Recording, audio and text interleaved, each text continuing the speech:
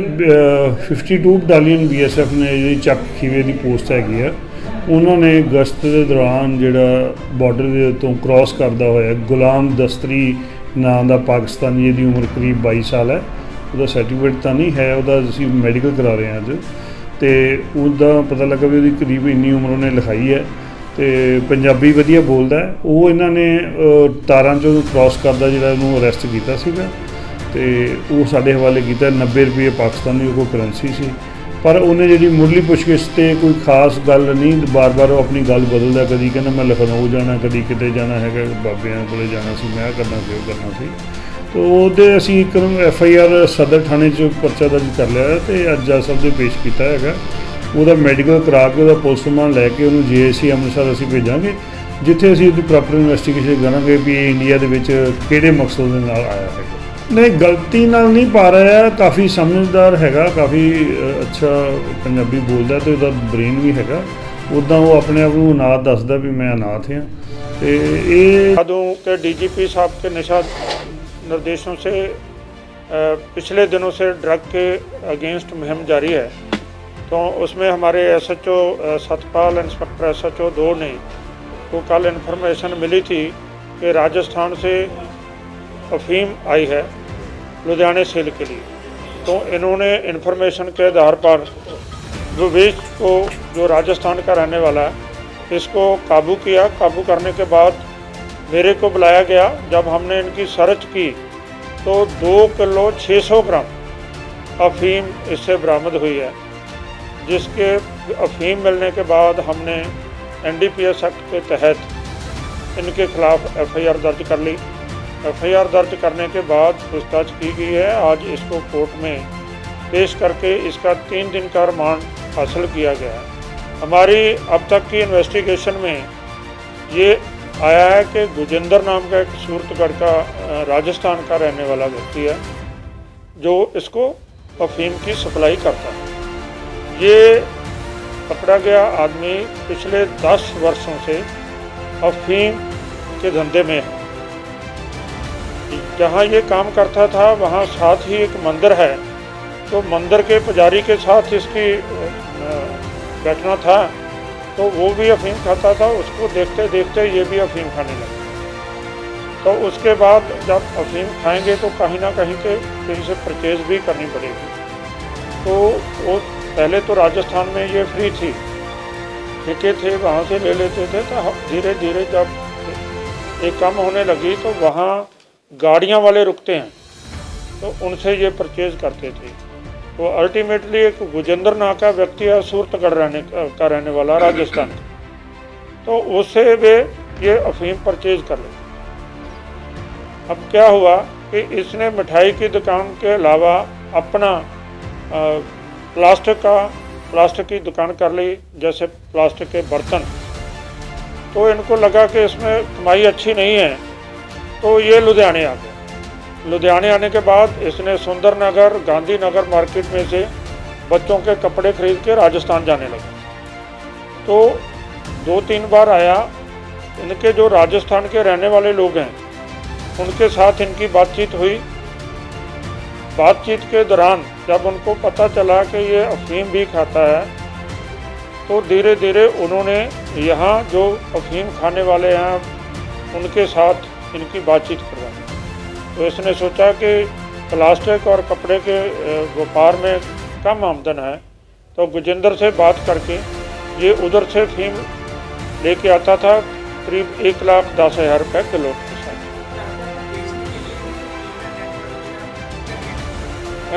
मैंने आपको पहले बताया कि जब ये कपड़े की व्यापार में इधर आया, तो इधर इसके राजस्थान के रहने वाले कुछ लोग हैं, दुकानों में काम करते, उनके साथ इनकी बातचीत हुई।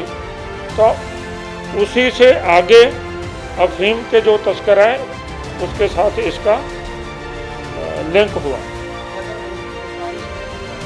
बिल्कुल राजस्थान वाले भी व्यापारी हैं, इधर भी जिनसे ये माल बेचता है वो अफीम का व्यापार ही करते हैं।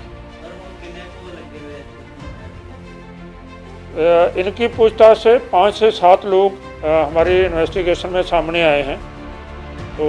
उनको उनके अगेंस्ट भी कार्रवाई जो इन्वेस्टिगेशन जारी है, उनको भी जल्दी हम इस केस में अरेस्ट करेंगे। ये पहले मामला तो मैं बता दूं, ये 376 पहले भी हो चुकी है। जिस साथ इसको गिरफ्तार किया है, ये ऑलरेडी इनके खिलाफ अफीम के अलावा 376 का में भी ये जेल की यात्रा कर चुका है। राजस्थान में ही है, पंजाब में फर्स्ट FIR हो रही है, पहले मुकदमे राजस्थान बिल्कुल। ਇਹ ਜੀ ਸਾਡੇ ਨਾਲ ਸਾਥੀ ਸੀ ਅਮਰਤਪਾਲ ਸਿੰਘ ਜੀ ਫਾਜ਼ਿਲਕਾ ਤੋਂ, ਤੇ ਪਿਛਲੇ ਦਿਨੀ ਸਾਡੀ ਸੂਬਾ ਐਕਸ਼ਨ ਕਮੇਟੀ ਵੱਲੋਂ ਉਹਨਾਂ ਦੀ ਡਿਊਟੀ ਲਾਈ ਗਈ ਸੀ ਕਿ ਤੁਸੀਂ ਕਿਸਾਨ ਯੂਨੀਅਨ ਦੇ ਧਰਨੇ ਦੇ ਵਿੱਚ ਜਿਹੜਾ ਆਪਣੀ ਯੂਨੀਅਨ ਦੀ ਸ਼ਮੂਲੀਅਤ ਕਰਨ ਵਾਸਤੇ ਤੁਸੀਂ ਜਾਓ, ਤੇ ਉਹਨਾਂ ਨੂੰ ਹੁਕਮ ਨੂੰ ਪਾਲਣਾ ਕਰਦੇ ਉਹਨਾਂ ਨੇ ਆਪਣੇ ਸੰਬੰਧਿਤ BDPO ਨੂੰ ਛੁੱਟੀ ਲਿਖ ਕੇ ਤੇ ਉੱਥੇ ਧਰਨੇ ਦੇ ਵਿੱਚ ਸ਼ਮੂਲੀਅਤ ਕੀਤੀ, ਜੋ ਕਿ ਸੰਬੰਧਿਤ BDPO ਵੱਲੋਂ ਮਾਰਕ ਹੋ ਕੇ ਉੱਥੇ ਉਹਦੇ ਕੋਲ ਮੌਜੂਦ ਹੈ। ਤੇ ਜਦੋਂ ਉਹਨੂੰ 10-12 ਦਿਨ ਉੱਥੇ ਧਰਨੇ ਤੇ ਪਹੁੰਚ ਕੇ ਹੋ ਚੁੱਕੇ ਸੀ, ਤਾਂ ਉਹਨੂੰ ਅਚਾਨਕ ਰਾਤ WhatsApp ਤੇ ਉਹਦੇ ਲੈਟਰ ਪਾ ਦਿੱਤੀ ਜਾਂਦੀ ਹੈ ਕਿ ਤੇਰੀ ਜਿਹੜੀ ਛੁੱਟੀ ਹੈ ਉਹ ਨਾ ਮਨਜ਼ੂਰ ਕੀਤੀ ਜਾਂਦੀ ਹੈ। ਜੇ ਉਹਨਾਂ ਛੁੱਟੀ ਨਾ ਮਨਜ਼ੂਰ ਕਰਨੀ ਸੀ ਤੇ ਫਿਰ ਤੁਰੰਤ ਉਹਨਾਂ ਨੂੰ ਨਾ ਮਨਜ਼ੂਰ ਕਰ ਦਿੰਦੇ, ਤੇ ਫਿਰ ਧਰਨੇ 'ਚ ਜਾਂਦਾ ਹੈ ਨਾ। ਉਹਨੇ ਫਿਰ ਰਾਤੋਂ ਰਾਤ ਉੱਥੋਂ ਆਪਣੀ ਵਹੀਕਲ ਫੜਿਆ ਤੇ ਦਿਨੇ ਆਣ ਕੇ ਡਿਊਟੀ ਜੁਆਇਨ ਹੋ ਗਿਆ ਜੀ, ਤੇ 15 ਦਿਨ ਡਿਊਟੀ ਜੁਆਇਨ ਤੇ ਰਿਹਾ ਫਿਰ। ਤੇ 31 ਦਸੰਬਰ ਦੀ ਰਾਤ ਨੂੰ, ਜਦੋਂ ਕਿ 1 ਜਨਵਰੀ ਨੂੰ ਸਾਰਾ ਦੇਸ਼ ਸਾਰਾ ਸੰਸਾਰ ਖੁਸ਼ੀਆਂ ਮਨਾ ਰਿਹਾ ਸੀ ਨਵੇਂ ਸਾਲ ਦੀਆਂ, ਤੇ ਨਰੇਗਾ ਮੁਲਾਜ਼ਮ ਉਸ ਵੀਰ ਦਾ ਸੋਗ ਮਨਾ ਰਹੇ ਸੀ ਕਿ ਉਹਦਾ ਮਤਲਬ ਉਹਨਾਂ ਨੇ ਡਿਊਟੀ ਤੋਂ ਫਰਕ ਕਰ ਦਿੱਤਾ ਜੀ। ਇਹ ਸਾਨੂੰ ਸਰਕਾਰ ਨੇ ਤੋਹਫਾ ਦਿੱਤਾ ਜੀ। ਮੰਗ ਇਹੀ ਹੈ ਕਿ ਸਾਡੇ ਸਾਥੀ ਨੂੰ ਬਹਾਲ ਕੀਤਾ ਜਾਵੇ। ਮੇਨ ਮੰਗ ਤਾਂ ਸਾਡੀ ਫਿਲਹਾਲ ਇਹੀ ਹੈ, ਬਾਕੀ ਅਸੀਂ ਸਮੇਂ-ਸਮੇਂ 'ਤੇ ਆਪਣੀਆਂ ਸਰਕਾਰ ਕੋਲੋਂ ਮੰਗਾਂ ਰੱਖ ਰਹੇ ਹਾਂ ਕਿ ਸਾਡਾ ਨੂੰ ਜਿਹੜਾ ਸੰਘਰਸ਼ ਆ ਇਹ ਆਉਣ ਵਾਲੇ ਸਮੇਂ ਦੇ ਵਿੱਚ ਜ਼ਿਆਦਾ ਤਿੱਖਾ ਹੋ ਸਕਦਾ ਹੈ, ਸਾਨੂੰ ਪੱਕਿਆਂ ਵੀ ਕੀਤਾ ਜਾਵੇ। ਇੱਕ ਤਾਂ ਕੈਪਟਨ ਸਰਕਾਰ ਨੇ ਕਿਹਾ ਵੀ ਕਿਸਾਨਾਂ ਦੇ ਨਾਲ ਸਾਥ ਦੇ ਰਹੇ ਆ। ਹਾਂਜੀ ਹਾਂਜੀ, ਦੁਗਣੀ ਨੀਤੀ ਨਹੀਂ ਆਈ ਤੁਹਾਡੇ? ਇਹੀ ਦੂਰੀ ਨੀਤੀ ਹੈ ਜੀ। ਇਸ ਤੋਂ ਸਾਫ਼ ਜ਼ਾਹਰ ਹੁੰਦਾ ਹੈ ਕਿ ਇੱਕ ਪਾਸੇ ਸਰਕਾਰ ਕਹਿ ਰਹੀ ਹੈ ਕਿ ਅਸੀਂ ਕਿਸਾਨ ਹਮਾਇਤੀਆਂ, ਦੂਜੇ ਪਾਸੇ ਇੱਕ ਮੁਲਾਜ਼ਮ ਨੇ ਇਸ ਤਰ੍ਹਾਂ ਵਤੀਰਾ ਕੀਤਾ ਗਿਆ ਜੀ ਸਰਕਾਰ ਵੱਲੋਂ। ਕਿਉਂ ਤੁਸੀਂ ਲਾਇਆ? ਅਸੀਂ ਧਰਨਾ ਇਸ ਕਰਕੇ ਲਗਾਇਆ ਹੋਇਆ ਕਿ ਸਾਡੇ ਯੂਨੀਅਨ ਦੇ ਜਿਹੜੇ ਹੈਗੇ GS ਹੈਗੇ ਅਮਰਤਪਾਲ ਸਿੰਘ ਫਾਜ਼ਿਲਕਾ ਤੋਂ, ਉਹਨਾਂ ਦੇ ਜਿਹੜੇ ਹੈਗੇ ਆ ਉਹਨਾਂ ਨੂੰ ਉਹਨਾਂ ਦੀ ਨੌਕਰੀ ਤੋਂ ਜਿਹੜੀ ਸੇਵਾਵਾਂ ਜਿਹੜੀਆਂ ਇਹਨਾਂ ਦੀਆਂ ਅੱਗੇ ਨਹੀਂ ਵਧਾਈਆਂ ਗਈਆਂ। ਅਸੀਂ ਇਸ ਕਰਕੇ ਇਹਨਾਂ ਦਾ ਧਰਨਾ ਲਗਾਇਆ ਹੋਇਆ ਕਿ ਉਹਨਾਂ ਦੀ ਜਿਹੜੀ ਸੇਵਾਵਾਂ ਉਹਨਾਂ ਨੂੰ ਬਹਾਲ ਕੀਤਾ ਜਾਵੇ। ਇਹ ਜਿੰਨ ਜਗ੍ਹਾ ਉਹਨਾਂ ਨੂੰ ਬਹਾਲ ਨਹੀਂ ਕੀਤਾ, ਇਹਨਾਂ ਨੂੰ ਜਗ੍ਹਾ ਧਰਨਾ ਲਗਾਇਆ ਜਾਏਗਾ। ਇਹ ਰੌਲਾ ਇਹੋ ਹੀ ਹੈਗਾ ਵਾ ਕਿ ਅਸੀਂ ਤਕਰੀਬਨ 10 ਸਾਲ ਤੋਂ ਨਰੇਗਾ ਦੇ ਵਿੱਚ ਕੰਮ ਕਰ ਰਹੇ ਹਾਂ, ਇੰਨੀ ਮਿਹਨਤ ਨਾਲ ਕੰਮ ਕਰ ਰਹੇ ਹਾਂ। ਸੈਲਰੀਆਂ 'ਤੇ ਵੀ ਪਹਿਲਾਂ ਹੀ ਸਰਕਾਰ ਨੂੰ ਜ਼ੋਰ ਲਗਾਉਂਦੇ ਰਹੇ ਕਿ ਸਾਨੂੰ ਸੈਲਰੀਆਂ ਦਿੱਤੀਆਂ ਜਾਣ, ਜੋ ਹੁਣ ਸੈਲਰੀਆਂ ਮਿਲ ਚੁੱਕੀਆਂ ਹੋਈਆਂ ਵਾ, ਅਤੇ ਹੁਣ ਸਰਕਾਰ ਨੇ ਰੂਲ ਕਰ ਦਿੱਤੇ ਹੋਏ ਆ ਕਿ ਕੰਟਰੈਕਟ ਨਹੀਂ ਵਧਾਉਣਾ GS ਦਾ। ਨਵੀਆਂ ਭਰਤੀਆਂ ਦੇ ਪਿੱਛੇ ਜੇ ਰੌਲਾ ਬਹੁਤ ਪਿਆ ਹੋਇਆ ਸੀ, ਤਾਂ ਹੁਣ ਇਸ ਕਰਕੇ ਹੀ ਧਰਨਾ ਲਗਾਇਆ ਹੋਇਆ ਵਾ ਕਿ ਜਿਹੜੇ ਸਾਡੇ ਵੀਰ ਹੈਗੇ ਅਮਰਤਪਾਲ ਸਿੰਘ ਫਾਜ਼ਿਲਕਾ ਤੋਂ, ਉਹਨਾਂ ਨੂੰ ਸਰਕਾਰ ਬਹਾਲ ਕੀਤਾ ਜਾਵੇ ਕਿ ਉਹ ਆਪਣੀਆਂ ਸੇਵਾਵਾਂ ਦੇ ਵਿੱਚ ਕੰਮ ਕੀਤਾ ਜਾਵੇ। ਸਰਕਾਰ ਕਹਿ ਰਹੀ ਹੈ ਕਿਸਾਨਾਂ ਦੇ ਨਾਲ ਆ, ਕੈਪਟਨ ਵਾਰ-ਵਾਰ ਬੋਲ ਰਿਹਾ। ਹਾਂਜੀ, ਤੁਹਾਡੇ ਨਾਲ ਕਿਉਂ ਧੋਖਾ ਆ? ਇਹ ਤਾਂ ਹੁਣ ਸਰਕਾਰ ਨੂੰ ਪਤਾ ਹੈਗਾ, ਸਾਨੂੰ ਤਾਂ ਪਤਾ ਨਹੀਂ। ਅਸੀਂ ਆਪਣਾ ਕੰਮ ਕਰ ਰਹੇ ਹਾਂ, ਡਿਊਟੀ ਜਿਹੜੀ ਸਾਡੀ ਹੈਗੀ ਆ ਮੌਜੂਦਾ ਹੀ ਉਹ ਆਪਣੀ ਨਿਭਾ ਰਹੇ ਹਾਂ। ਸਾਨੂੰ ਇਹ ਹੀ ਕਿ ਸਾਡਾ ਵੀਰ ਜਿਹੜਾ ਅਮਰਤਪਾਲ ਸਿੰਘ ਹੈਗਾ ਵਾ ਉਹਨੂੰ ਬਹਾਲ ਕੀਤਾ ਜਾਵੇ ਨੌਕਰੀ। ਜਿਸ ਤਰ੍ਹਾਂ ਮੁਲਾਜ਼ਮ ਜਥੇਬੰਦੀਆਂ ਨਾਲ ਸਰਕਾਰ ਵੱਲੋਂ ਵਾਰ-ਵਾਰ ਵਾਅਦੇ ਕਰਕੇ ਪੂਰੇ ਨਹੀਂ ਕੀਤੇ ਜਾਂਦੇ, ਕਿ ਆਉਣ ਵਾਲੀਆਂ 2022 ਦੇ ਚੋਣਾਂ ਵਿੱਚ ਤੁਹਾਡੇ ਵੱਲੋਂ ਕੀ ਫਿਰ ਕੀਤਾ ਹਮਾਇਤ ਹੋਏਗੀ ਕਿ ਜਾਂ ਬਾਈਕਾਟ ਕਰੋਗੇ ਇਹਨਾਂ ਦੀ? ਜੇ ਸਾਡੀਆਂ ਮੰਗਾਂ ਪੂਰੀਆਂ ਕਰਦੀ ਸਰਕਾਰ, ਫਿਰ ਤਾਂ ਹੀ ਪੂਰੀ ਨੇ। ਦੇਖੋ ਸਾਡੇ ਮਾਨਯੋਗ SSP ਸਾਹਿਬ ਬਹਾਦਰ ਸ੍ਰੀ ਧਰੂਮਨ H ਨਵਾਲੇ ਦੇ ਹੁਕਮਾਂ ਦੀ ਪਾਲਣਾ ਕਰਦੇ ਹੋਏ ਅਤੇ ਸਾਡੇ SP ਟ੍ਰੈਫਿਕ ਦੇ ਨਿਰਦੇਸ਼ਾਂ ਦੀ ਪਾਲਣਾ ਕਰਦੇ ਹੋਏ ਅਸੀਂ ਸਮੇਂ ਸਿਰ ਜਿਹੜੇ ਓਵਰਲੋਡ ਕੋਈ ਵੀ ਫੀਟਰ ਜਿਹੜੇ ਜਾਂ ਦੂਜੇ ਤੇ ਜੇ ਕੋਈ ਹੋਵੇ ਓਵਰਲੋਡ ਉਹਨਾਂ ਦੇ ਚਲਾਨ ਸਮੇਂ ਕੀਤੇ ਜਾਂਦੇ ਜੀ। ਆਹ ਵੇਖਣ ਜਿਹੜੇ ਫੀਟਰ ਜਿਹੜੇ ਕੱਲ ਜਿਹੜਾ 18 ਕੁਇੰਟਲ ਲਗਭਗ ਮਾਲ ਚੋਰੀ ਗੱਡੀ ਉਹ ਕਿਹੜੇ ਹਾਦਸਾ ਦੇ ਸਕਦਾ, ਇਹ ਕਿੰਨੇ ਕੁ ਚਲਾਨ ਕੱਟੇ ਜਾਂਦੇ ਆ? ਵੇਖੋ ਜੀ, ਇਹ ਹੁਣ ਤੁਹਾਡੇ ਕਹਿਣ ਸਾਨੂੰ ਪਤਾ ਲੱਗਾ ਵਾ ਵੀ ਇਹ ਤਾਂ ਫੀਟਰ ਜਿਹੜੇ ਆ ਕੋਈ ਲਿੰਕ ਰੋਡ ਤਾਂ ਨਹੀਂ, ਸ਼ਾਇਦ ਕਿਤੇ ਕੋਈ ਇਹ ਤਾਂ ਕੋਈ ਚੱਲ ਗਿਆ ਹੋਵੇ। ਉਹ ਤਾਂ ਗਾਂਹ ਤੋਂ ਜਦੋਂ ਕੋਲੋਂ ਸਾਡੇ ਨਜ਼ਰ ਅੰਦਾਜ਼ ਨਹੀਂ, ਉਹ ਤੋਂ ਉਹਨੂੰ ਵੇਖਿਆ ਜਾਊਗਾ ਅਤੇ ਉਹਦਾ ਚਲਾਨ ਕੱਟਿਆ ਜਾਊਗਾ ਜੀ। ਕਿ ਅਸੀਂ ਇਹ ਓਵਰਡਰਾਫਟ ਦੇ ਵਿੱਚ ਨਹੀਂ ਗਿਆ। ਮੈਂ ਇੱਕ ਚੀਜ਼ ਹੋਰ ਜਿਹੜੀ ਤੁਹਾਡੀ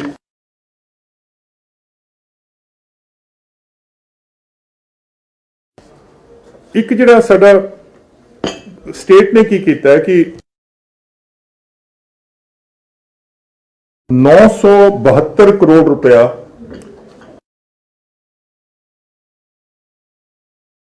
ਹਰ ਮਹੀਨੇ 10 ਕਰੋੜ 20 ਕਰੋੜ 50 ਕਰੋੜ ਕਰਦੇ ਅਸੀਂ 9 ਹੈ ਕਿ ਇਹ ਪੈਸੇ ਸਾਡੇ RBI ਕੋਲੇ ਪਏ ਹੈ, ਇਹ ਸਾਡੇ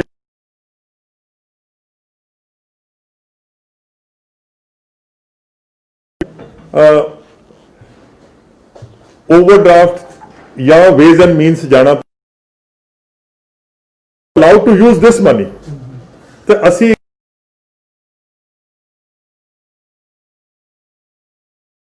पैसे बोरो नहीं करने पैंदे। हर महीने 10-10, 20-20 करोड़ करके असी तकरीबन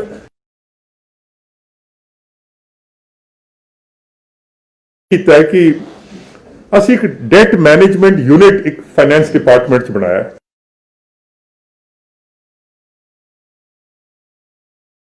भी बोरोइंग की लोड़ पैंदी, हर महीने एक मैकेनिकल जी हुंदी सी भी यार अज 1000 करोड़ लैना है अपना, अज जिहड़े है स्टेट डेवलपमेंट बॉन्ड्स वो फ्लोट कर दिओ।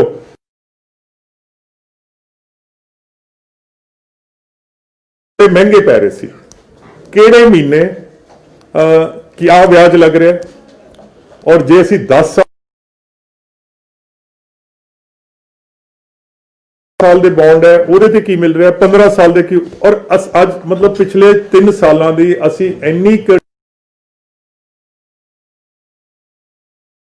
ਰੇਟ ਤੇ ਔਰ ਇੰਨੀ ਮਤਲਬ ਅਸੀਂ ਪੂਰੇ ਸਾਲ ਦੀ ਪਲੈਨਿੰਗ ਬਣਾ ਕੇ ਕਿ ਕਿਹੜੇ ਮਹੀਨੇ ਕਿੰਨੀ ਬੋਰੋਇੰਗ ਕਰਨੀ ਹੈ ਔਰ ਉਹਦਾ ਅੱਗਾ ਪਿੱਛਾ ਕਿਵੇਂ ਕਰ। ਅੱਜ ਤੋਂ ਪਹਿਲਾਂ ਸਾਡੀਆਂ ਜਿਹੜੀਆਂ ਸਿਕਿਉਰਿਟੀਜ਼ ਹੁੰਦੀਆਂ ਸੀ,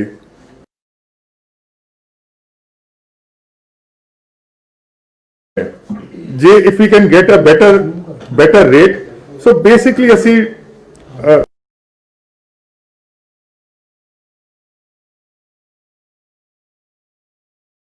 ਸਭ ਤੋਂ ਬੈਸਟ ਸਾਨੂੰ ਰੇਟ ਮਿਲ ਸਕਦਾ ਹੈ by creating a sink of securities and by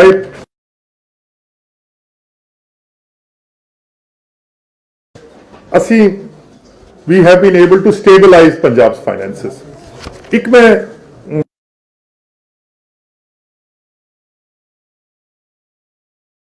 जब साडा अज तो पहला जिहड़ा टोटल सॉफ्टवेयर सी फाइनेंस डिपार्टमेंट दा, ये टाटा मिलिया सी टू हेल्प पंजाब कंडक्ट, मतलब जी टोटल यदि 150 करोड़ का ठेका सी, तो this was 150 crore per year to Tata consultancy to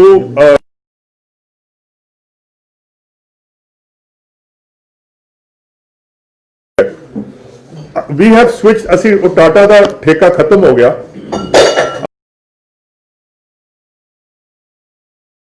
सारों को नए साल की बहुत बहुत शुभकामनाएं। ये सोसाइटी बहुत अच्छा काम कर रही है and in recognition of that work only we have come here and I wish ये सोसाइटी सबके लिए जिस तरह से मानवता के लिए काम कर रहे हैं हम सब इनसे कुछ सीख लें and we should also contribute. मैं ये कहना चाहूँगा बहुत बड़ी गल है, सच्चे पातशाह की कृपा है। ਅਸੀਂ 2 ਮੰਜ਼ਿਲਾ ਬਿਲਡਿੰਗ ਲੰਗਰ ਹਾਲ ਮਾਤਾ ਖੀਵੀ ਜੀ ਦਾ ਲੈਂਟਰ ਦਾ ਕਾਲਮ ਖੋਲ੍ਹਿਆ, 30 ਨੂੰ ਖੋਲ੍ਹਿਆ ਤੇ ਮੈਂ ਅਜੇ ਖੋਲ੍ਹ ਹੀ ਰਹੇ ਸੀ ਤੇ ਡਿਪਾਰਟਮੈਂਟ ਵੱਲੋਂ ਮੈਸੇਜ ਆਇਆ ਕਿ ਮਾਨਯੋਗ ਜੱਜ ਸਾਹਿਬ ਸਾਰੇ ਇੱਥੇ ਆਉਣਗੇ, ਹਾਈ ਕੋਰਟ ਤੋਂ ਵੀ ਇੱਕ ਸਾਹਿਬ ਆਏਗਾ ਤੇ ਇੱਥੇ ਭਈ ਨਵਾਂ ਸਾਲ ਇੱਥੇ ਮਨਾਉਣਗੇ। मैं अब 2021 को कैसे शुरू करना है, उस पॉजिटिविटी से कैसे और बढ़ाना है, उस चीज़ को कैसे हमें और लेके आगे लेके जाना है, हमें ये सीखना है। और अब मैं यही कामना करूँगा कि शायद हम भगवान से यही प्रार्थना है कि हम जो सीख चुके अब हमें एक बार इससे थोड़ी सी राहत दी जाए, हम थोड़ा आगे चलने की तरफ बढ़ें, कोई पॉजिटिव काम करें, थोड़ा पॉजिटिव की तरफ चलें, बस इतनी ही कामना है। ਦੋਸਤੋ ਅੱਜ ਮੈਂ ਤੁਹਾਡੇ ਨਾਲ ਚਰਚਾ ਕਰਨਾ ਚਾਹੁੰਦਾ ਜਿਹੜਾ ਕਿਸਾਨ ਅੰਦੋਲਨ ਨੂੰ ਲੈ ਕੇ ਰਵੀ ਸਿੰਘ ਖਾਲਸਾ ਏਡ ਵਾਲਾ ਨੇ ਕੱਲ ਕੁਝ ਆਪਣੇ ਵਿਚਾਰ ਪੇਸ਼ ਕੀਤੇ। ਮੈਂ ਉਹਨਾਂ ਦੇ ਬਹੁਤ ਧਿਆਨ ਨਾਲ ਸਾਰਾ ਤਕਰੀਰ ਸੁਣੀ ਆ, ਬਹੁਤ ਪਾਏਦਾਰ ਤੇ ਬਹੁਤ ਅੱਛੇ ਸੁਝਾਅ ਦਿੱਤੇ ਨੇ ਔਰ ਮੈਂ ਸਮਝਦਾ ਕਿ ਸਭ ਤੋਂ ਵੱਡਾ ਸੁਝਾਅ ਉਹਨਾਂ ਦਾ ਸੀਗਾ ਕਿ ਇਸ ਵਕਤ ਜਿਹੜੇ ਕਿਸਾਨ ਅੰਦੋਲਨ ਦੇ ਆਗੂ ਨੇ, ਚਾਹੇ ਉਹ ਕਿਸਾਨ ਜਥੇਬੰਦੀਆਂ ਦੇ ਆਗੂ ਨੇ ਤੇ ਚਾਹੇ ਉਹ ਸਾਡੇ ਨੌਜਵਾਨ ਉੱਭਰਦੇ ਹੋਏ ਸਿਤਾਰੇ ਨੇ ਪੰਜਾਬ ਦੇ, ਉਹਨਾਂ ਨੂੰ ਮੁਕੰਮਲ ਤੌਰ ਤੇ ਏਕਾ ਬਣਾ ਕੇ ਰੱਖਣੀ ਚਾਹੀਦੀ ਹੈ। ਛੋਟੇ ਮੋਟੇ ਖਿਆਲਾਤ ਦਾ ਜਿਹੜਾ ਹੈ ਆਪਸ ਵਿੱਚ ਨਾ ਮਿਲਣਾ ਉਹ ਛੋਟੀ ਗੱਲ ਆ, ਕਿਉਂਕਿ ਅੰਦੋਲਨ ਹੈਗਾ ਬਹੁਤ ਵੱਡਾ। ਇਸ ਤਰ੍ਹਾਂ ਦੇ ਅੰਦੋਲਨ ਕਈ ਦਹਾਕਿਆਂ ਮਗਰੋਂ ਆਉਂਦੇ ਨੇ। ਅੱਜ ਦੇ ਮਾਡਰਨ ਇੰਡੀਆ ਦੇ ਇਤਿਹਾਸ ਵਿੱਚ ਇਹਦੇ ਨਾਲ ਦਾ ਤਕਰੀਬਨ ਅਗਰ ਕੋਈ ਐਡਾ ਵੱਡਾ ਅੰਦੋਲਨ ਲੰਬਾ ਅਰਸਾ ਚੱਲਿਆ ਤਾਂ ਸਿਰਫ ਉਹ ਐਮਰਜੈਂਸੀ ਦੇ ਖਿਲਾਫ ਮੋਰਚਾ ਸੀਗਾ, ਉਹਦੇ 'ਚ ਵੀ ਪੰਜਾਬ ਦਾ ਬਹੁਤ ਵੱਡਾ ਰੋਲ ਸੀਗਾ। ਇਸ ਅੰਦੋਲਨ ਦਾ ਕਾਮਯਾਬ ਹੋਣਾ ਬਹੁਤ ਲਾਜ਼ਮੀ ਹੈ, ਪੰਜਾਬ ਦੇ ਹਿੱਤ ਵਿੱਚ ਆ, ਕਿਸਾਨਾਂ ਦੇ ਹਿੱਤ ਵਿੱਚ ਆ, ਬਲਕਿ ਇਸ ਦੇਸ਼ ਦੇ ਹਿੱਤ ਵਿੱਚ ਆ। ਔਰ ਕਾਮਯਾਬ ਤਾਂ ਹੀ ਹੋਵੇਗਾ ਜੇ ਸਾਡਾ ਮਜ਼ਬੂਤ ਏਕਾ ਕੇਂਦਰ ਦੀ ਸਰਕਾਰ ਨੂੰ ਨਜ਼ਰ ਆਵੇਗਾ। ਜਿੱਦਣ ਉਹਨਾਂ ਨੂੰ ਲੱਗਣ ਲੱਗ ਗਿਆ ਕਿ ਇਹ ਦੁਫਾੜ ਹੋ ਰਹੇ ਨੇ ਜਾਂ ਕੁਝ ਨੌਜਵਾਨ ਵਿੱਚੋਂ ਅਲੱਗ ਸੁਰਾਂ ਵਿੱਚ ਬੋਲ ਰਹੇ ਨੇ ਤੇ ਕਿਸਾਨ ਜਥੇਬੰਦੀਆਂ ਅਲੱਗ ਸੁਰਾਂ 'ਚ ਬੋਲ ਰਹੇ ਨੇ, ਉਹਨਾਂ ਨੇ ਉਸ ਗੱਲ ਨੂੰ ਬਹੁਤ ਵੱਡੇ ਪੱਧਰ ਤੇ ਐਕਸਪਲੋਇਟ ਕਰਨਾ। ਤਾਂ ਹੀ ਮੈਂ ਰਵੀ ਸਿੰਘ ਖਾਲਸਾ ਏਡ ਦੀ ਗੱਲ ਕੀਤੀ, ਕਿਉਂਕਿ ਉਹਨਾਂ ਦੀ ਕ੍ਰੈਡੀਬਿਲਿਟੀ ਹੈ ਇਸ ਦੁਨੀਆ ਦੇ ਵਿੱਚ। ਉਹਨਾਂ ਨੇ ਨਾ ਸਿਰਫ ਇਸ ਅੰਦੋਲਨ ਨੂੰ ਸਸਟੇਨ ਕੀਤਾ, ਬਲਕਿ ਦੁਨੀਆ ਭਰ ਦੇ ਵਿੱਚ ਜਿਹੜੇ ਲੋੜਵੰਦ ਲੋਕ ਸੀ, ਰਿਫਿਊਜੀ ਸੀਗੇ, ਲਤਾੜੇ ਹੋਏ ਸੀ, ਮਾਰੇ ਹੋਏ ਸੀ, ਕੁਦਰਤੀ ਆਫਤਾਂ ਦੇ ਸ਼ਿਕਾਰ ਸੀਗੇ, ਇਹ ਸਾਡੀ ਜਥੇਬੰਦੀ ਨੇ ਬਹੁਤ ਵੱਡਾ ਰੋਲ ਅਦਾ ਕੀਤਾ। ਵੈਸੇ ਕਰਨਾ ਤਾਂ ਐਸਜੀਪੀਸੀ ਨੂੰ ਚਾਹੀਦਾ ਸੀ, ਪਰ ਮੈਂ ਹੁਣ ਉਸ ਪਾਸੇ ਨਹੀਂ ਜਾਣਾ ਚਾਹੁੰਦਾ। 26 ਤਰੀਕ ਨੂੰ ਮੋਦੀ ਦੀ ਸਰਕਾਰ ਨੇ ਜਿਹੜੇ ਬਰਤਾਨੀਆ ਦੇ ਪ੍ਰਾਈਮ ਮਿਨਿਸਟਰ ਬੋਰਿਸ ਜੌਨਸਨ, ਉਹਨਾਂ ਨੂੰ ਚੀਫ ਗੈਸਟ ਬੁਲਾਇਆ ਸੀਗਾ, ਜਿਹੜਾ ਰਿਪਬਲਿਕ ਡੇ ਦੀ ਪਰੇਡ ਹੋਣੀ ਆ। ਉਹਨਾਂ ਨੇ ਉਸ ਦਾ ਜਵਾਬ ਦਿੱਤਾ। ਮੈਂ ਇੱਕ ਤਾਂ ਉਹਨਾਂ ਦਾ ਸਵਾਗਤ ਕਰਦਾ, ਭਾਵੇਂ ਕਿ ਉਹਨਾਂ ਨੇ ਇਹ ਗੱਲ ਕਹੀ ਹੈ ਕਿ ਸਾਡੇ ਦੇਸ਼ ਵਿੱਚ ਕਰੋਨਾ ਦਾ ਬਹੁਤ ਵੱਡਾ ਦੁਬਾਰਾ ਅਟੈਕ ਹੋਇਆ। ਕਰੋਨਾ ਨੂੰ ਆਧਾਰ ਬਣਾ ਕੇ ਉਹਨਾਂ ਨੇ ਕਿਹਾ ਕਿ ਮੈਂ 26 ਤਰੀਕ ਦਾ ਰਿਪਬਲਿਕ ਡੇ ਦਾ ਫੰਕਸ਼ਨ ਨਹੀਂ ਅਟੈਂਡ ਕਰ ਸਕਦਾ। ਪਰ ਅਸਲ ਵਿੱਚ ਕਹਾਣੀ ਇਹ ਹੈ ਕਿ ਜਿਹੜਾ ਸਾਡਾ ਦੇਸ਼ਾਂ ਵਿਦੇਸ਼ਾਂ ਵਿੱਚ ਪੰਜਾਬੀਆਂ ਦਾ ਤੇ ਸਿੱਖਾਂ ਦਾ ਇੱਕ ਪ੍ਰੈਸ਼ਰ ਬਿਲਡ ਹੋਇਆ ਨਾ, ਉਸ ਪ੍ਰੈਸ਼ਰ ਨੇ ਉਹਨੂੰ ਮਜਬੂਰ ਕੀਤਾ ਕਿ ਮੈਂ ਭਾਰਤ ਦੀ ਇਸ ਰਿਪਬਲਿਕ ਡੇ ਦੇ ਫੰਕਸ਼ਨ ਤੇ ਨਹੀਂ ਜਾਣਾ। ਮੋਦੀ ਹੁਣੀ ਚਾਹੇ ਕੁਝ ਵੀ ਕਹੀ ਜਾਣ, ਪਰ ਸਾਰੀ ਦੁਨੀਆ ਨੂੰ ਪਤਾ ਵਾ ਕਰੋਨਾ ਦਾ ਅਟੈਕ ਤਾਂ ਇੰਗਲੈਂਡ ਵਿੱਚ ਹੁਣ ਪਿਛਲੇ ਲਗਭਗ ਇੱਕ ਮਹੀਨੇ ਤੋਂ ਪਹਿਲਾਂ ਦਾ ਰਿਵਾਈਵ ਹੋ ਚੁੱਕਾ ਵਾ। ਪਰ ਉਹਨਾਂ ਦਾ ਫੈਸਲਾ ਆਉਣ ਦਾ ਵੀ ਹੁਣ ਸੀਗਾ ਤੇ ਕੈਂਸਲ ਕਰਨ ਦਾ ਵੀ ਜਿਹੜਾ ਹੈ ਸੀਗਾ ਉਹ ਹੋਣਾ।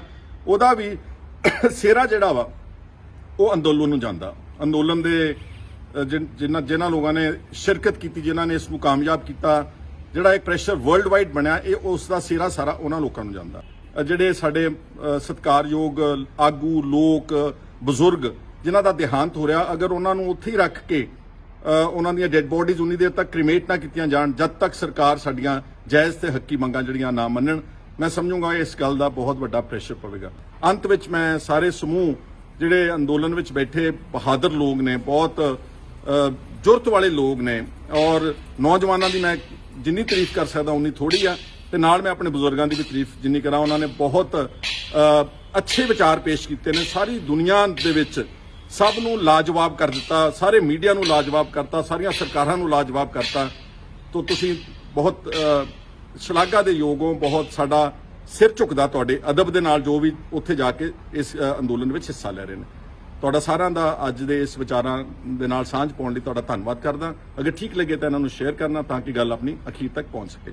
ਅੱਜ ਤਾਂ ਜਿਹੜੀ ਪ੍ਰੈਸ ਕਾਨਫਰੰਸ ਰੱਖੀ ਆ, ਪਹਿਲਾਂ ਤਾਂ ਜਿਹੜੇ ਨੌਜਵਾਨ ਸ਼ਾਮਿਲ ਹੋਏ ਆ ਅਕਾਲੀ ਦਲ ਦੇ ਵਿੱਚ, ਅਕਾਲੀ ਦਲ ਦੇ ਨੀਤੇ ਨਾਲ ਜੁੜੇ, ਮੈਂ ਉਹਨਾਂ ਦਾ ਵੈਲਕਮ ਕਰਦਾ, ਜਿਸ 'ਚ ਕਵਲ ਜੀ, ਡਿੰਪਲ ਜੀ, ਸੋਨੂ ਜੀ। ਤੇ ਦੂਜੀ ਗੱਲ, ਜਿਹੜੇ ਟਾਵਰਾਂ ਦਾ ਦੁੱਖ ਬੜਾ ਲੱਗ ਰਿਹਾ ਭਾਰਤੀ ਜਨਤਾ ਪਾਰਟੀ ਨੂੰ, ਪਰ ਉਹਨਾਂ ਕਿਸਾਨਾਂ ਦਾ ਦੁੱਖ ਨਹੀਂ ਲੱਗ ਰਿਹਾ ਜਿਹੜੇ ਕਿਸਾਨ ਅੱਜ 60 ਤੋਂ ਉੱਪਰ ਜਿਨ੍ਹਾਂ ਦੀਆਂ ਸ਼ਹਾਦਤਾਂ ਹੋ ਚੁੱਕੀਆਂ। ਬਾਬਾ ਰਾਮ ਸਿੰਘ ਜੀ ਦੀ ਸ਼ਹਾਦਤ ਹੋ ਚੁੱਕੀ ਹੈ। ਕੱਲ੍ਹ ਵੀ ਪਤਾ ਲੱਗਿਆ ਕਿ ਕਿਸਾਨ ਨੇ ਆਪਣੇ ਆਪ ਨੂੰ ਸ਼ਹਾਦਤ ਦਾ ਜਾਮ ਪੀਤਾ। ਉਹਨਾਂ ਦਾ ਦੁੱਖ ਨਹੀਂ ਲੱਗ ਰਿਹਾ।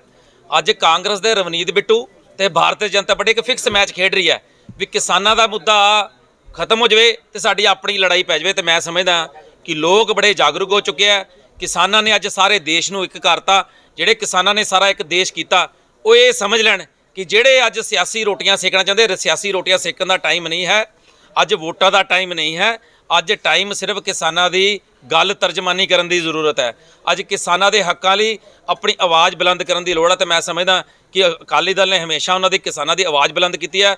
ਅਸੀਂ ਆਪਣਾ ਫਰਜ਼ ਨਿਭਾਇਆ ਤੇ ਬਾਕੀ ਪਾਰਟੀਆਂ ਵਾਲੇ ਆਪਣਾ ਫਰਜ਼ ਨਿਭਾ ਕੇ ਕਿਸਾਨਾਂ ਦੇ ਮਸਲਿਆਂ ਦੇ ਹੱਲ ਵੱਲ ਤੁਰਨ। ਜਿਹੜੀ ਭਾਰਤੀ ਜਨਤਾ ਪਾਰਟੀ ਬਾਰ-ਬਾਰ ਕਿਸਾਨਾਂ ਨੂੰ ਬੁਲਾ ਕੇ ਇੱਕ ਤਰ੍ਹਾਂ ਜਲੀਲ ਕਰਨ ਦੀ ਕੋਸ਼ਿਸ਼ ਕੀਤੀ ਜਾ ਰਹੀ ਆ, ਪਰ ਮੈਂ ਸਮਝਦਾ ਨਾ ਤਾਂ ਕਿਸਾਨ ਜਲੀਲ ਹੋਣਗੇ ਤੇ ਨਾ ਟੁੱਟਣਗੇ। ਕਿਸਾਨ ਮਜ਼ਬੂਤ ਹੈ ਤੇ ਅੱਗੇ ਤੋਂ ਵੱਧ ਜਿਹੜਾ ਇਕੱਠ ਉੱਥੇ ਹੋ ਰਿਹਾ, ਤੇ ਆਉਣ ਵਾਲੇ ਟਾਈਮ 'ਚ ਜਿਹੜੇ ਵੀ ਕਿਸਾਨ ਆਗੂ ਜੋ ਕਹਿਣਗੇ ਉਹਦੇ ਨਾਲ ਮੋਢੇ ਨਾਲ ਮੋਢਾ ਜੋੜ ਕੇ ਸੇਵਾ ਕਰਨ ਦੀ ਕੋਸ਼ਿਸ਼ ਕੀਤੀ ਜਾਊ। ਜਿਹੜੇ ਕਿਸਾਨ ਸ਼ਹੀਦ ਹੋਏ ਆ, ਸੈਂਟਰਲ ਮਿਨਿਸਟਰੀ ਤੇ ਕੱਲ ਕਿਸਾਨ ਆਗੂ ਨੇ ਸ਼ਰਧਾਂਜਲੀ ਦਿੱਤੀ ਹੈ, ਤੁਸੀਂ ਵੀ 2 ਮਿੰਟ ਖੜੇ ਹੋ ਕੇ ਉਹਨਾਂ ਦੇ ਲਈ ਸ਼ਰਧਾਂਜਲੀ? ਨਹੀਂ, ਬਿਲਕੁਲ ਸ਼ਰਧਾਂਜਲੀ ਦੇਵਾਂਗੇ ਜੀ। ਉਹਨਾਂ ਦੇ ਵਿੱਚ ਸ਼ਰਧਾਂਜਲੀ ਬਣਦੀ ਹੈ। ਸਾਡਾ ਅਸ ਤਾਂ ਇਹ ਕਹਿੰਦੇ, ਸਾਡਾ ਤਾਂ ਪ੍ਰੋਗਰਾਮ ਵੀ ਮੁਕਤਸਰ ਸਾਹਿਬ ਦੇ ਵਿੱਚ ਰੱਖ ਕੇ ਉਹਨਾਂ ਨੂੰ ਸ਼ਰਧਾਂਜਲੀ ਦਿੱਤੀ ਗਿਆ। ਸਾਡਾ ਫਰਜ਼ ਬਣਦਾ, ਅਸੀਂ ਫਰਜ਼ ਨਿਭਾ ਰਹੇ ਹਾਂ ਜੀ। ਦੇਖੋ ਬਿੱਟੂ ਦਾ ਜਿਹੜਾ ਵਿਰੋਧ ਕਰ ਰਹੀ ਹੈ ਬੀਜੇਪੀ, ਮੈਂ ਤੁਹਾਨੂੰ ਦੱਸ ਰਿਹਾ ਫਿਕਸ ਮੈਚ ਖੇਡਿਆ ਜਾ ਰਿਹਾ ਕਿਉਂਕਿ ਉਹਨਾਂ ਨੂੰ ਬਰਦਾਸ਼ਤ ਨਹੀਂ ਹੋ ਰਿਹਾ, ਕਿਸਾਨਾਂ ਦੀ ਚੜ੍ਹਾਈ ਬਰਦਾਸ਼ਤ ਨਹੀਂ ਹੋ ਰਹੀ, ਚਾਹੇ ਰਮਨੀਤ ਬਿੱਟੂ ਹੈ ਕਾਂਗਰਸ ਵਾਲੇ ਹੈ ਤੇ ਚਾਹੇ ਭਾਰਤੀ ਜਨਤਾ ਪਾਰਟੀ ਵਾਲੇ। ਇਹ ਮਤ ਭੁਲੇਖੇ 'ਚ ਰਹਿਣ ਕਿ ਲੋਕ ਤੁਹਾਡੀਆਂ ਗੱਲਾਂ ਜਾਣਗੇ, ਤੁਸੀਂ ਆਪਣੇ ਕਮੈਂਟ ਥੱਲੇ ਪੜਿਆ ਕਰੋ ਵੀ ਕਿੱਦਾਂ ਲੋਕ ਗਾਲਾਂ ਕੱਢਦੇ ਤੇ ਉੱਥੋਂ ਤੋਂ ਸਿੱਖਣ ਦੀ ਕੋਸ਼ਿਸ਼ ਕਰਨ। ਚਾਤੇ ਚ ਉੱਥੇ ਇੱਕ ਮੁੱਦਾ ਉੱਠਿਆ ਜੀ, ਮੁਹਾਵਰੇ ਤੇ ਸਮਝਾਇਆ ਗਿਆ ਕਿ ਤਾੜੀ ਦੋਨਾਂ ਹੱਥਾਂ ਨਾਲ ਵੱਜਦੀ ਆ। ਇਹ ਮੁਹਾਵਰੇ ਦਾ ਕੀ ਮਤਲਬ ਆ, ਕੀ ਕਿਸਾਨਾਂ ਨੂੰ ਸਮਝਾਇਆ ਜਾ ਰਿਹਾ? ਤਾੜੀ ਦੋ ਹੱਥਾਂ ਨਾਲ ਫਿਰ ਚਪੇੜ ਵੀ ਵੱਜਦੀ, ਉਹਦੀ ਆਵਾਜ਼ ਵੀ ਆਉਂਦੀ ਹੈ। ਆਪਾਂ ਉਹਨਾਂ ਨੂੰ ਮੁਹਾਵਰੇ 'ਚ ਨਾ ਜਾਣ, ਗੱਲ ਤਾਂ ਇੱਕ ਸਿੰਪਲ ਜੀ ਆ। ਇੱਕ ਬੰਦਾ ਕਹਿੰਦਾ ਮੇਰਾ ਬਿੱਲ ਮੇਰੇ ਵੈਲਫੇਅਰ 'ਚ ਨਹੀਂ, ਇਹ ਬਾਰ-ਬਾਰ ਕਹਿੰਦੇ ਬਿੱਲ ਬੜਾ ਵੈਲਫੇਅਰ 'ਚ ਹੈ, ਉਹ ਕਹਿੰਦੇ ਵੀ ਸਾਡੇ ਬਿੱਲ ਵੈਲਫੇਅਰ 'ਚ ਨਹੀਂ ਹੈ ਤੇ ਉਹ ਨਵਾਂ ਬਣਾ ਦੇਣ। ਇਹ 'ਚ ਜਿੱਦਬਾਜੀ ਅੜੀਬਾਜੀ ਕਿਉਂ? ਅਸੀਂ ਅੱਜ ਦੇਖੋ ਮੋਦੀ ਸਾਹਿਬ ਦਾ ਪੁਤਲਾ ਸਾੜਨ ਆਏ ਸੀਗੇ ਸ਼ਾਂਤਮਈ ਤਰੀਕੇ ਨਾਲ ਵੀ ਦੇਖੋ ਇਹ ਤਾਂ ਸਾਡਾ ਡੈਮੋਕ੍ਰੈਟਿਕ ਰਾਈਟ ਆ ਜਿਹੜਾ ਅਸੀਂ ਕਰਨ ਆਏ ਸੀਗੇ। 4 ਤਰੀਕ ਦੀ ਵੇਟ ਕਰ ਰਹੇ ਸੀਗੇ ਅਸੀਂ ਸੇਵ ਦਾ ਲਾਈਫ NGO ਦੀ ਤਰਫ ਤੋਂ ਵੀ 4 ਤਰੀਕ ਸਾਨੂੰ ਇਹ ਉਮੀਦ ਸੀਗੀ ਇੱਕ ਵੀ ਮੋਦੀ ਸਾਹਿਬ ਕਿਸਾਨਾਂ ਦੇ ਹੱਕ 'ਚ ਫੈਸਲਾ ਦੇਣਗੇ, ਪਰ ਮੋਦੀ ਸਾਹਿਬ ਨੇ ਅਜਿਹਾ ਕੁਝ ਵੀ ਨਹੀਂ ਕੀਤਾ। ਉਹਨਾਂ ਦੇ ਕੰਨ ਤੇ ਤਾਂ ਜੂੰ ਵੀ ਨਹੀਂ ਸਰਕੀ। ਸੋ ਅਸੀਂ ਅੱਜ ਬਹੁਤ ਹੀ ਜੋਸ਼ ਨਾਲ ਵੀ ਅੱਜ ਅਸੀਂ ਇੱਕ ਇਹਨਾਂ ਦਾ ਅਰਥੀ ਚੱਕ ਕੇ ਬਕਾਇਦਾ ਜਿਵੇਂ ਕਹਿੰਦੇ ਆ ਨਾ ਵੀ ਮੁਰਦਾ ਸਾੜਨਾ, ਅਸੀਂ ਉਹ ਲੈ ਕੇ ਆਏ ਆ ਵੀ ਇਹਨੂੰ ਅੱਜ ਅਰਥੀ ਤੇ ਚੱਕ ਕੇ ਸਾੜਾਂਗੇ, ਬਕਾਇਦਾ ਇਹਦਾ ਕਿਰਿਆਕਰਮ ਕਰਾਂਗੇ ਬਹੁਤ ਵਧੀਆ ਤਰੀਕੇ ਨਾਲ। ਬੀਜੇਪੀ ਨੇ ਧਰਨਾ ਵੀ ਦਿੱਤਾ ਹੋਇਆ ਜਿਹੜਾ ਦੇਖੋ ਬੀਜੇਪੀ ਵਾਲੇ ਤਾਂ ਡਰਾਮਾ ਕਰ ਰਹੇ, ਸਾਰਾ ਜੋ ਬੀਜੇਪੀ ਵਾਲੇ ਕਰ ਰਹੇ ਉਹ ਸਾਰਾ ਡਰਾਮਾ ਕਰ ਰਹੇ ਵੀ ਬਿੱਟੂ ਤੇ ਪਰਚਾ ਦਰਜ ਕਰੋ। ਕਾਹਦੇ ਲਈ ਕਰੋ? ਬਿੱਟੂ ਨੇ ਤਾਂ ਬਿਆਨ ਦਿੱਤੇ ਆ, ਤੁਸੀਂ ਮੋਦੀ ਸਾਹਿਬ ਦੇ ਵੀ ਪਰਚਾ ਦਰਜ ਕਰਾਓ। ਜਿਹੜੇ ਕਿਸਾਨ ਰੂਟੀਨ ਵਿੱਚ ਮਰ ਗਏ ਆ ਉਹਨਾਂ ਦਾ ਜ਼ਿੰਮੇਵਾਰ ਕੌਣ ਆ? ਮੋਦੀ ਸਰਕਾਰ ਹੈ, ਤੁਸੀਂ ਉਹਦੇ ਤੇ ਵੀ ਪਰਚਾ ਦਰਜ ਕਰੋ। ਤੁਹਾਨੂੰ ਰੋਕ ਲਿਆ ਪਾਦਲਾ ਚੌਂਕ ਤੋਂ, ਇੱਥੇ ਪਾਦਲਾ ਚੌਂਕ ਤੋਂ ਡਿਵਰਟ ਕਰਤਾ ਕੀ? ਅਸੀਂ ਜੀ ਦੇਖੋ ਇਹ ਸਾਨੂੰ 10 ਮਿੰਟ ਰੋਕ ਲੈਣ 20 ਮਿੰਟ ਰੋਕ ਲੈਣ, ਅਸੀਂ ਇੱਥੇ ਬੈਠੇ ਆ, ਅਸੀਂ ਇੱਥੋਂ ਜਾਵਾਂਗੇ ਨਹੀਂ। ਤੁਸੀਂ ਕਿੱਥੇ ਫੁੱਕੋਗੇ? ਅਸੀਂ DC ਦਫ਼ਤਰ ਦੇ ਬਾਹਰ। ਇਹ ਲਾਸਟ ਈਅਰ ਦਸੰਬਰ ਮਹੀਨੇ ਦੀ 24 ਤਰੀਕ ਨੂੰ ਸਵੇਰ ਸਾਨੂੰ ਇਤਲਾਹ ਮਿਲੀ ਸੀ ਧਾਰੀਵਾਲ ਥਾਣੇ ਕਿ ਜਿਹੜਾ ਕਲਿਆਣਪੁਰ ਪਿੰਡ ਦੇ ਇੱਕ ਪਰਿਵਾਰ ਇੱਥੇ ਆ ਕੇ ਰਹਿ ਰਿਹਾ ਰਣੀਏ ਦੇ ਵਿੱਚ, ਉਹਨਾਂ ਦਾ ਮੁੰਡਾ ਜਗਦੀਪ ਸਿੰਘ ਜੱਗੀ ਉਮਰ ਕਰੀਬ 32-33 ਸਾਲ, ਉਹਦੇ ਘਰ ਦੇ ਥੱਲੇ ਬਣੀ ਹੋਈ ਪਾਰਕਿੰਗ ਦੇ ਵਿੱਚ ਕਿਸੇ ਅਣਪਛਾਤੇ ਵਿਅਕਤੀਆਂ ਨੇ ਤੇਜ਼ਧਾਰ ਹਥਿਆਰਾਂ ਨਾਲ ਕਤਲ ਕਰ ਦਿੱਤਾ ਸੀ। ਉਹਦੇ ਸਬੰਧ ਵਿੱਚ ਜਿਹੜੀ ਆ FIR ਇੱਥੇ ਦਰਜ ਕਰਕੇ ਤਫਤੀਸ਼ ਸ਼ੁਰੂ ਕੀਤੀ ਗਈ ਸੀ। SSP ਸਾਹਿਬ ਗੁਰਦਾਸਪੁਰ ਦੀ ਡਾਇਰੈਕਸ਼ਨ ਮੁਤਾਬਕ ਉਹਨੂੰ ਟਰੇਸ ਕਰਨ ਲਈ ਵੱਖ-ਵੱਖ ਟੀਮਾਂ ਬਣੀਆਂ ਸੀ, ਜਿਹਦੇ ਵਿੱਚ ਥਾਣਾ ਧਾਰੀਵਾਲ ਮੇਰੇ ਵੱਲੋਂ, ਉਸ ਤੋਂ ਬਾਅਦ ਆਪਣੇ CIA ਆ DSP ਟੀ ਸਾਹਿਬ ਕੱਕੜ ਜੀ ਬੈਠੇ ਆ, CIA ਇੰਚਾਰਜ ਪ੍ਰਭਜੋਤ ਜੀ ਬੈਠੇ ਆ, ਸਾਡੇ ਟੈਕਨੀਕਲ ਸੈੱਲ ਦੇ ਹਰਮਿੰਦਰ ਬੈਠੇ ਆ। ਇਹਨਾਂ ਸਾਰਿਆਂ ਨੇ ਜੁਆਇੰਟ ਐਫਰਟਸ ਕਰਕੇ ਵੱਖ-ਵੱਖ ਥਿਊਰੀਆਂ ਤੇ ਕੰਮ ਕਰਕੇ ਹੁਣ ਤੱਕ ਦੀ ਤਫਤੀਸ਼ ਦੌਰਾਨ ਇਹ ਸਾਹਮਣੇ ਆਇਆ ਵੀ ਮਰਨ ਵਾਲੇ ਦੀ ਜਿਹੜੀ ਪਤਨੀ ਆ ਮਮਤਾ, ਉਹਦੇ ਪਿਛਲੇ 3 ਸਾਲ ਤੋਂ ਇੱਕ ਗਣੇਸ਼ ਨਾਂ ਦਾ ਵਿਅਕਤੀ ਜੋ ਕਿ ਅੰਮ੍ਰਿਤਸਰ ਦੇ ਝਵਾਲ ਰੋਡ ਦੇ ਰਹਿਣ ਵਾਲਾ, ਉਹਦੇ ਨਾਲ ਇਲੀਸਿਟ ਰਿਲੇਸ਼ਨ ਹੋ ਗਿਆ ਸੀ। ਉਸ ਇਲੀਸਿਟ ਰਿਲੇਸ਼ਨ ਕਾਰਨ ਇਹਨਾਂ ਦਾ ਹਸਬੈਂਡ ਵਾਈਫ ਦੇ ਆਪਸ ਵਿੱਚ ਰਿਜ਼ਲਟ ਜਿਹੜੇ ਰਿਲੇਸ਼ਨ ਸਟ੍ਰੇਨ ਸੀਗੇ ਤੇ ਜੱਗੀ ਆਮ ਤੌਰ ਤੇ ਆਪਣੀ ਵਾਈਫ ਨੂੰ ਤੰਗ ਪਰੇਸ਼ਾਨ ਕਰਦਾ ਸੀ ਤੇ ਕੁੱਟਦਾ ਸੀ। ਇਸੇ ਕਾਰਨ ਫਿਰ ਮਮਤਾ ਨੇ ਗਣੇਸ਼ ਦੇ ਨਾਲ ਮਿਲ ਕੇ ਸਾਜ਼ਿਸ਼ ਬਣਾ ਕੇ, ਗਣੇਸ਼ ਆਪਣੇ ਨਾਲ 2 ਸਾਥੀ ਹੋਰ ਲੈ ਕੇ ਆਇਆ, ਉੱਥੋਂ ਹੀ ਆਪਣੇ ਗੁਆਂਢ 'ਚ ਰਹਿੰਦੇ ਆ, ਬੰਟੀ ਤੇ ਆਪਣਾ ਸ਼ੇਰਾ, ਬੌਬੀ ਐਂਡ ਸ਼ੇਰਾ, ਜੋ ਇਹ ਤਿੰਨੇ ਜਾਣੇ ਉਦਣ ਘਟਨਾ ਵਾਲੇ ਦਿਨ ਬਾਈਕ ਤੇ ਆਏ ਆ। ਤੇ ਜਿੱਦਾਂ ਕਿ ਉਹਦੀ ਵਾਈਫ ਨੇ ਦੱਸਿਆ ਹੋਇਆ ਸੀ ਕਿ ਜਿਹੜਾ ਆ ਮ੍ਰਿਤਕ ਇਹ ਰਾਤ ਨੂੰ ਖਾਣਾ ਖਾਣ ਤੋਂ ਬਾਅਦ ਥੱਲੇ ਆਪਣੀ ਪਾਰਕਿੰਗ ਦੇ ਵਿੱਚ ਟਹਿਲਣ ਵਗੈਰਾ ਆਉਂਦਾ ਆ, ਤੇ ਇਹ ਪਹਿਲਾਂ ਹੀ ਉੱਥੇ ਲੋਕੇ ਬੈਠੇ ਸੀ। ਉਹ ਜਦੋਂ ਵੀ ਜਿਹੜਾ ਆਪਣਾ ਰੋਜ਼ ਦੀ ਤਰ੍ਹਾਂ ਥੱਲੇ ਟਹਿਲਣ ਆਇਆ, ਇਹਨੇ ਉਹਦੇ ਅਚਾਨਕ ਸੱਟਾ ਮਾਰ ਕੇ ਉਹਦਾ ਕਤਲ ਕਰ ਦਿੱਤਾ। ਇਹਦੇ ਵਿੱਚ ਹੁਣ ਤੱਕ ਦੀ ਤਫਤੀਸ਼ ਦੌਰਾਨ 4 ਦੋਸ਼ੀ ਬਣੇ ਆ ਜੀ। 3 ਤਾਂ ਜਿਹੜੇ ਕਤਲ ਕਰਨ ਵਾਲੇ ਆ, ਚੌਥੀ ਉਹਦੀ ਵਾਈਫ ਆ ਮਮਤਾ, ਉਹਦੇ ਵਿੱਚੋਂ 2 ਅਰੈਸਟ ਹੋ ਚੁੱਕੇ ਆ। ਮੇਨ ਦੋਸ਼ੀ ਗਣੇਸ਼ ਕੁਮਾਰ ਤੇ ਜਿਹੜੀ ਉਹਦੀ ਵਾਈਫ ਆ ਮਮਤਾ, ਤਾਂ ਜਿਹੜੇ ਦੂਜੇ 2 ਆ ਉਹਨਾਂ ਦੀ ਅਰੈਸਟ ਲਈ ਵੱਖ-ਵੱਖ ਟੀਮਾਂ ਕੰਮ ਕਰ ਰਹੀਆਂ। ਇਹ ਸਰ ਕਿੱਥੋਂ ਦੇ ਰਹਿਣ ਵਾਲੇ ਜੀ? ਜਿਹੜਾ ਗਣੇਸ਼ ਕੁਮਾਰ ਆ ਜੀ, ਇਹ ਝਵਾਲ ਰੋਡ ਤੇ ਇੰਦਰਾ ਕਲੋਨੀ ਪੈਂਦੀ ਆ ਅੰਮ੍ਰਿਤਸਰ ਦੇ ਵਿੱਚ, ਥਾਣਾ ਗੇਟ ਕੀਮਾ। ਇਹ ਤਿੰਨੋਂ ਦੋਸ਼ੀ ਉੱਥੇ ਦੇ ਰਹਿਣ ਵਾਲੇ ਆ, ਗੁਆਂਢੀ ਆਪਸ ਵਿੱਚ। ਸਰ ਕਿੱਥੋਂ ਗ੍ਰਿਫਤਾਰ ਕੀਤਾ ਗਣੇਸ਼ ਕੁਮਾਰ ਨੂੰ? ਇਹ ਗਣੇਸ਼ ਕੁਮਾਰ ਨੂੰ ਉੱਥੋਂ ਅਫਸਰ ਤੋਂ ਗ੍ਰਿਫਤਾਰ ਕਰਕੇ ਲਿਆ ਜੀ। ਇਹ ਕੰਮ ਕੀ ਕਰਦਾ ਸੀ? ਇਹ ਵੇਟਰ ਹੈ ਜੀ। ਉਹ ਵੀ ਬਸ ਦਿਹਾੜੀ ਧੱਪਾ ਕਰਦੇ ਆ ਜੀ। ਇਹਨਾਂ ਤੇ ਕੋਈ ਪਹਿਲਾ ਮਾਮਲਾ ਦਰਜ ਹੈਗਾ? ਨਹੀਂ ਜੀ, ਪਹਿਲਾਂ ਕੋਈ ਮਾਮਲਾ ਦਰਜ। ਇਹ ਸਰ ਇਹਦੀ ਦੋਵਾਂ ਦੀ ਕਿੱਦਾਂ ਸਰ ਆਪਰੇਸ਼ਨ ਬਣਿਆ? ਸੰਪਰਕ ਕਿੱਦਾਂ ਆਏ ਦੋਨੋਂ? ਇਹ ਪਹਿਲਾਂ ਜੋ ਹੁਣ ਤੱਕ ਦੀ ਤਫਤੀਸ਼ ਦਾ ਸਾਹਮਣੇ ਆਏ ਆ ਵੀ ਮਮਤਾ ਵੀ ਪਹਿਲਾਂ ਮੁੱਢਲੇ ਸਮੇਂ 'ਚ ਉੱਥੇ ਅੰਮ੍ਰਿਤਸਰ ਪੜ੍ਹਦੀ ਸੀ ਤੇ 8ਵੀਂ ਕਲਾਸ ਤੱਕ ਇਹ ਦੋਵੇਂ ਇਕੱਠੇ ਪੜ੍ਹਦੇ ਰਹੇ ਆ। ਉਸ ਤੋਂ ਬਾਅਦ ਮਮਤਾ ਦਾ ਪਰਿਵਾਰ ਜਿਹੜਾ ਇੱਥੇ ਧਾਰੀਵਾਲ ਆ ਗਿਆ ਸੀ। ਉਸ ਤੋਂ ਬਾਅਦ ਹੁਣ ਪਿਛਲੇ 3 ਸਾਲ ਤੋਂ ਫੇਸਬੁੱਕ ਦੇ ਜ਼ਰੀਏ ਇੱਕ ਦੂਜੇ ਨੂੰ ਦੁਆਰਾ ਜਿਹੜੇ ਨਹੀਂ ਮਿਲਣਾ ਸ਼ੁਰੂ ਕੀਤਾ। ਖਬਰਾਂ ਨਾਲ ਜੁੜੇ ਰਹੋ ਦਿਨ ਰਾਤ ਸਿਰਫ ਪੰਜਾਬ ਵਾਇਰ ਨਿਊਜ਼ ਦੇ ਨਾਲ।